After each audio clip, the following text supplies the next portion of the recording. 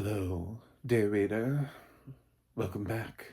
I'm Lady Whistledown, and this is Bridgerton Season 4. Yes, episodes 1 through 4. I'm John Stark from ActionMovieGuide.com, your favorite blind film critic. I was never going to be able to pull off a Julie Andrews. But yeah, the first 4 episodes of Bridgerton Season 4 dropped. And I figured we'd talk about it, right? It's really cold outside, so excuse the hoodie, but it is. We're in the winter vortex. You know, if you know when Bridgerton dropped, and I don't know if you watch this video like 7 years from now, you're gonna be like, "What?" It's really cold outside. I'm in Florida. It's 26. It shouldn't be 26 in Florida. You're supposed to, and I don't even live in North Florida. I don't even live on the border. I live down. You can't escape this cold. There's no running from this vortex. Anyway, so yes, I watched the first 4 episodes of Bridgerton. The horniest show on television. And this year, we get to follow Benedict Bridgerton, who I forgot even existed. I think he's the bisexual Bridgerton. I think he was flirted with by a guy towards the beginning of this. We're not really going back to that, so I don't know if that's ever going to happen again, and I might have picked that up from a different character. I do watch things with audio description, which was done by International Digital Center, written by Liz Gutman and narrated by Stuart Williams. Liz did the excellent 3rd season. Absolutely fantastic 3rd season. I love her writing. I kind of wonder, because it got such a huge response online, like it became like a TikTok challenge for people to turn on the audio description for Bridgerton because it made the show hornier. I kind of wonder if they didn't dial it back a little bit.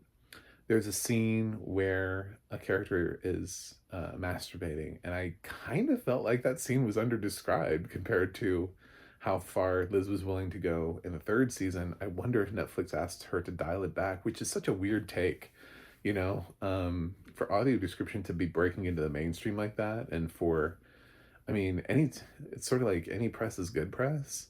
So I don't know why they would ask to do that, but it did kind of feel like, is this all? I mean, it's described, but I just know that she's capable of more than that. So, not that I need it. I'm not trying to be a pervert or anything. I just know that there were just long moments where we were just listening to somebody like heavy breathe.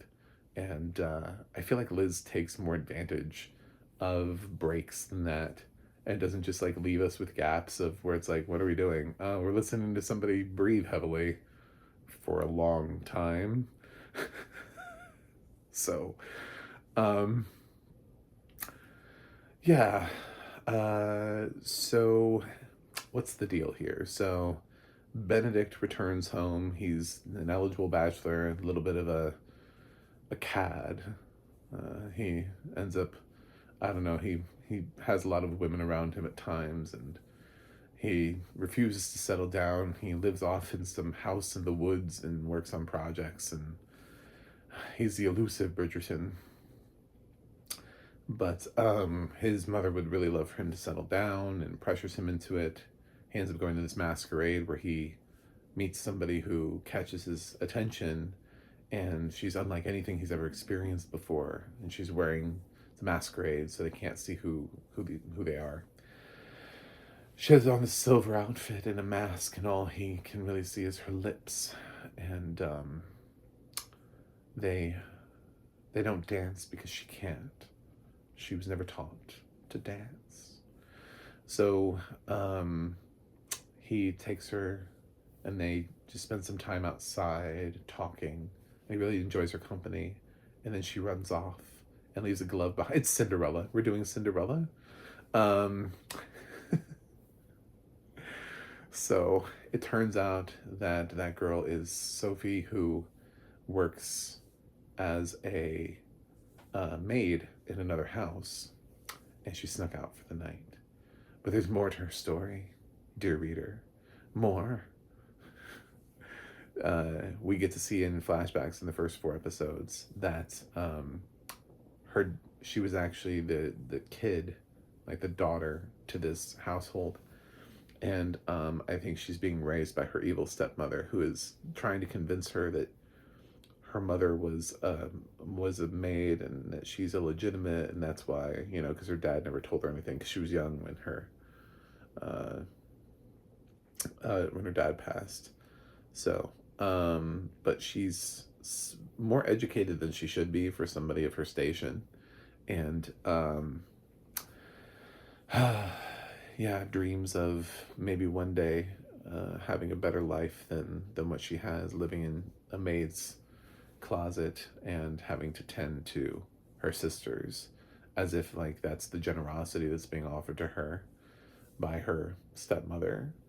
The twist here is that her stepsisters actually, at least one of them likes her. I mean, they get along really well. Um, when Sophie needs to leave, the stepsister tries to give her something and doesn't realize it's fake jewelry. I really read that as like honest. That was like she wasn't trying to give her some fake shit. She actually thought her jewelry was real. But Sophie, when she tries to pawn it, finds out that the jewelry's fake. So she ends up having to go work in another household. Meanwhile, this whole time, Benedict is trying to find her, much like the Prince and Cinderella, and has this, drawing of her, and Whistledown is spreading the story that Benedict met somebody, a mysterious lady in a silver dress. He has this glove, and he just needs to match the glove to the right woman. And his mother has clocked the fact that there's an engraving on the inside that links it to a certain household. So Benedict even visits the household while Sophie's there, but she hides, and he realizes it's neither of the stepsisters that are there, because he would have recognized their voice, and there's stuff that they talked about, and nobody's ever able to say the right thing or marry the right thing. There's another girl that's presented to him later on, and he speaks French, and in the initial conversation, Sophie had said something to him about how he had bad French, but the girl sitting there at the table compliments his French, and he realizes, oh no, this isn't it either. So he spends the whole time looking for her, but he ends up running into her, not realizing it's her, thinking, not thinking a maid could have been her. When he's at this party and some rowdy friends of his are about to sexually assault Sophie and this other maid, and he fights them off, and he ends up taking Sophie to his cottage in the woods, and they spend time together learning about each other and fighting each other's feelings. Eventually they allow each other one passionate kiss. Illicit. Should never have been. He has two caretakers of the house who seem to adore Benedict. Sophie sees that all of the Bridgerton servants really enjoy their jobs and love being a part of the Bridgerton family. And I guess they're treated much better than what she was treated. And even when, because I'm fast forwarding through this whole thing, Benedict ends up taking her because he promises her a new job. So the job is at his house, his mom's house specifically. And instead of the other house where she basically did all the work, the Bridgertons have like a Downton Abbey upstairs downstairs thing going, where they have like tons of staff, like tons. So Sophie really has like a limited scope. Instead of having to do like 100 different things, she's kind of just told like, oh no, you do this. This is what you do. So she's told to look after the two youngest Bridgerton girls and to help bring them up, since she is a little educated. She can read and write, and she knows Latin and French. So they task her with being sort of, I don't know, to look after the Eloise and Hyacinth, who I'm sure will have their own seasons coming up. 5 and 6, 6 and 7, who knows? So eventually, obviously with them flitting around the house together, Benedict and Sophie are going to not be able to fight their feelings. But the first 4 episodes does end with a kind of a surprising twist of who the new neighbor is for Sophie. She's a little surprised. But also it ends with a, oh no, will they end up together after all? Because Sophie's running away from Benedict. Now for some of the other characters, Lady Danbury is trying to get away from the Queen because she wants to explore the rest of her life and see her homeland. but the queen won't let her leave. Um, and it seems selfish at first, but I actually really enjoyed the moment when the queen is finally vulnerable again, because I loved Queen Charlotte, so I got used to this character. And she's so rigid and so, I'm the queen, and so she never breaks character anymore. But she has a fight with Lady Danbury, and when Danbury goes to storm off, the queen stops her and apologizes, and um, she's just worried about what she'll do when her husband dies. If you don't know what's going on, watch Queen Charlotte. It's a limited series within the Bridgerton universe. That'll catch you up to speed. I'm not recapping that for you. So that brings them back together for friendship. And Lady Danbury suggests that maybe because this whole time she's been relying so heavily on her for friendship that all the other ladies in waiting are useless. So let Lady Danbury find somebody who might be engaging enough so that way she'll have a new friend, and Lady Danbury can go see her homeland before she dies of old age. I don't know, it doesn't really say she's going to die, but she really just wants to leave. And she has this Alice that she finds, and that's sort of the target. So there's this thing where Alice might become the new lady in waiting. Alice also thinks that she found somebody that might fit the bill, but it's not Sophie, so it's not for the Benedict thing to help out with that. Benedict is the one that the queen chose, by the way, the focus of the season. She decided to change things up. Instead of picking a woman, she picked a man. So Benedict is the hot commodity of the season. So a couple of the other things. Who else do we focus on? The other Bridgerton sister, who has to have a conversation with her mom about orgasms. That was fun. And she has some sex with her husband, and he's like, oh, we should be more affectionate. That was sort of there's kind of like a minor storyline. I still think the couples from season 1 and 2 are gone, like forever, because their actors got famous. So yeah, they pieced out. So we don't have Colin does return. The ones from last season are sort of here, but it's not like a focus on them. They just kind of like brush through the first 4 episodes. But if you missed your season 3 love interests thing, they're here, sort of. The one that I really liked is, the lady of the household, Miss Bridgerton. I forget her first name. But she's been having this thing that started previously with this other man who is not her husband, but her husband's dead, so she's a widow, and she's been trying to allow herself to move forward, and she does. Good for you, woman. I was actually kind of hoping they would give her a season. I was like, man, I hope season 5 is her. Violet, right? Isn't that right? That's her name? Yeah. Yeah, I really wanted season 5 to be her and this guy. So the fact that they're willing to rope that in here kind of disappoints me, because I was really hoping that would be the next season, would be the two of them. Her finally figuring out how to, I don't know, give in after all this time. But man, she gives in real quickly. Episode 4, she's like, I am the tea you're having. And man, that guy takes off his clothes super fast. The audio description was like he stands naked in front of her and we see his butt. And I'm like, man, we are... Is this F1? Is this Brad Pitt driving down the track? Yeah, so, but I'm happy for her. It's one of my favorite storylines. What else? They're still doing the lady whistle down thing, and the people who are in the know are keeping the secret.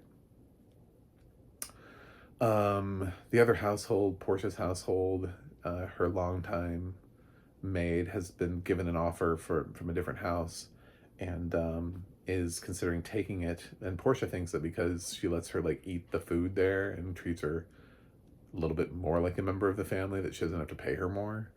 But she's not really a member of the family. She's still the help. So eventually that comes to a head. I don't know. If I forgot somebody, I'm sorry.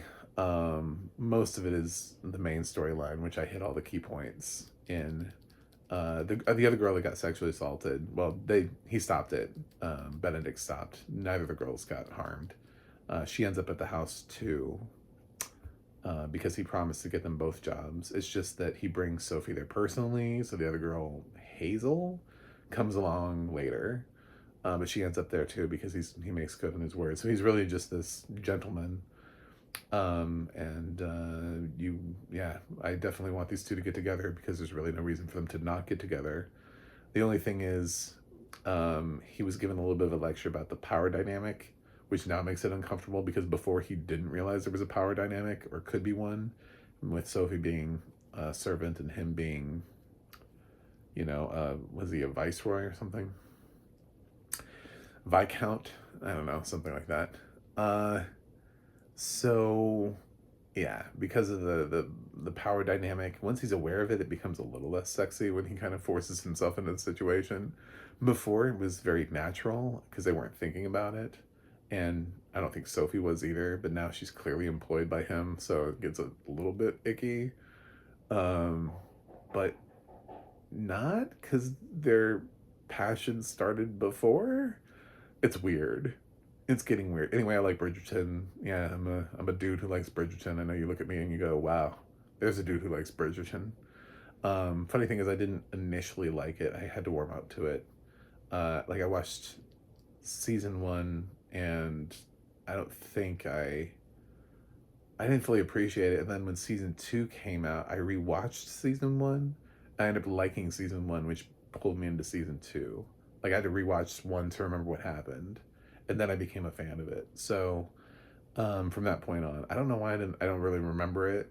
I'm not really like a Downton Abbey fan either. Like this kind of stuff doesn't usually attract me, but I don't know. I'm in now, so I'm stuck. Stuck into Bridgerton. Anyway, I'll be back with a recap of the next block of episodes when that hits. But as far as my tomato meter grade, it's somewhere in the eights. It's going to be 8 point something. I just don't know where. I need more episodes to go. I don't think it's going to quite rise to the level of a 9.